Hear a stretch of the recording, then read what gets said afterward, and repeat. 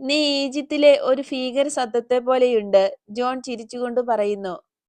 തോമസിന്റെ തുടുത്ത ആ നല്ല മുഖത്ത് കറുത്ത കരി പിടിച്ച് അനേകം കോമാകൾ വിതറിയിരിക്കുകയാണ്. എപ്പോഴും സന്തോഷവാനായ തോമസാണ് ആദ്യം ചിരിക്കുന്നത്. ഈശോയും ചിരിക്കുന്നു.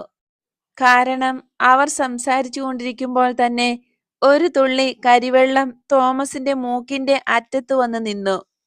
നീ കാലാവസ്ഥാ വിദഗ്ധനാണല്ലോ, എന്തു പറയുന്നു? ഈ സ്ഥിതി നീണ്ടു നിൽക്കുമോ? ഈ അവസാന ദിവസങ്ങളിൽ വളരെ മെച്ചപ്പെട്ട സ്വഭാവത്തിലേക്ക് വന്ന കറിയോത്തുകാരൻ പത്രോസിനോട് ചോദിക്കുന്നു. ഒരു മിനിറ്റിനുള്ളിൽ പറയാം, ഞാൻ നക്ഷത്രനില നോക്കി വരട്ടെ. ഇങ്ങനെ പറഞ്ഞുകൊണ്ട് പത്രോസ് വാതിൽക്കലേക്ക് നീങ്ങി. വാതിൽ സ്വൽപ്പം തുറന്ന് തലയും ഒരു കൈയും വെളിയിലിടുന്നു. എന്നിട്ട് പറയുന്നു, ശക്തി കുറഞ്ഞ ഒരു തെക്കൻ കാറ്റ്. ചൂടും